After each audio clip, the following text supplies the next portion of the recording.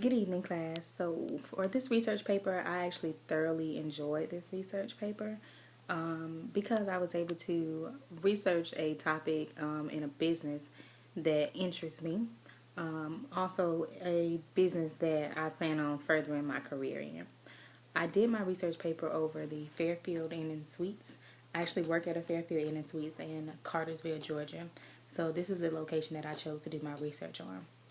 Most of the information I gathered was through practical research and also through quantitative research because I had to pull a lot of numbers to learn the information that I had. So, some interesting facts about the Fairfield location that I did my research on is that it's fairly new. I want to say it opened up in 2008 of this year, and they are actually going under renovation right now. Um, it's in a smaller city like Cartersville, Georgia. Most people haven't really heard of it. Um, but the market in the business is rapidly growing. There are several locations that, like, I think they're talking about putting a theme park somewhere near this property as well. So in the next few years, it'll be a large place where a lot of people will visit. There's also one exit down, a huge indoor sports complex where a lot of teams from all over the United States come to play there. So, like I said, the need for hotels there was great. And with that being said, several other locations popped up in this area that were not there before. So it where there wasn't any competition at first for this property, started to be a great deal of competition. So the information over years changed because of this competition that started coming into the area. Good evening, peers. I did my research paper on the Fairfield Inn and Suites. I actually work at a Fairfield Inn and Suites, so I did the Fairfield Inn and Suites in Cartersville, Georgia. The information that I found out from my research paper was actually very interesting and very informative, especially for me because I'm working in this field, and this is information that I need to know. So I first thought it would be good to start out by doing a SWOT analysis. So after doing this SWOT analysis of the property, I saw that some of the strengths that the property had is that we have a tenured GM as well as an experienced sales manager. And the one big one is that the property is a Marriott product, which is a strong brand name in the hospitality industry. And we actually have like the best rewards, loyalty rewards points. So normally when you get people to sign up for these rewards, they typically only stay with that brand once they have these rewards.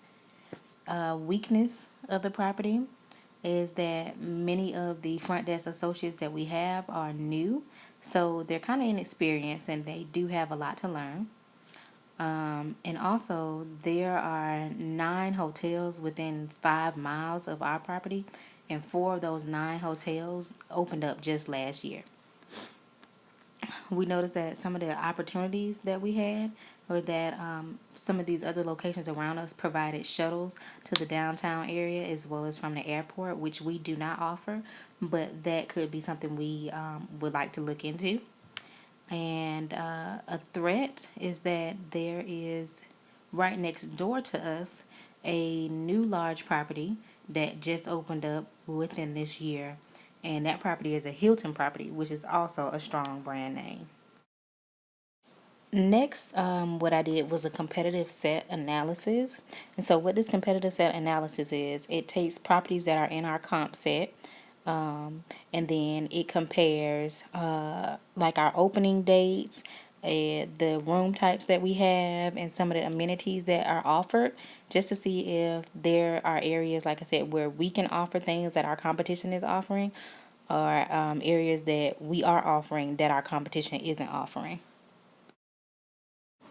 Here you will see a star report, and basically star reports are information that every hotel in the world should receive, and these reports let you know if you're getting your fair share of the business.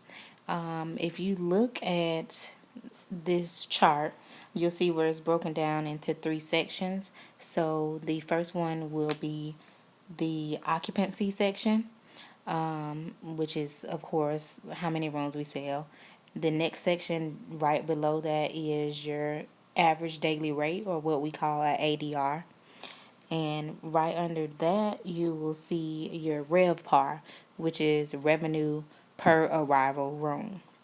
So if we go back up here to the occupancy section and we look under this current month, you'll see 78.2. That's the first thing for our location. So if you don't receive 100% or more, you didn't get your fair share of the business. So for this month that I have here, October, we didn't receive our fair share in occupancy.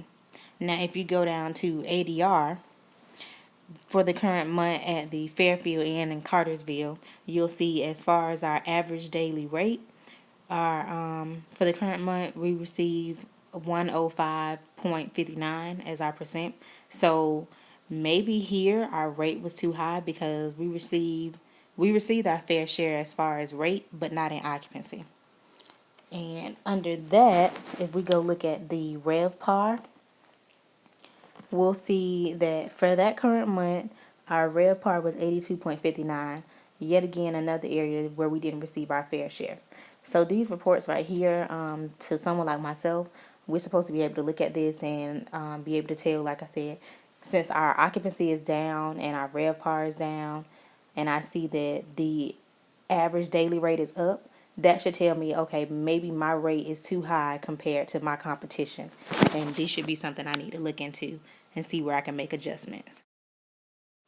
Here is another chart that we use from our star report as well, and it has basically the same information that we just went over. This is year-to-date information here. So I enjoyed this research paper. I hope you all learned something from it, and have a good day.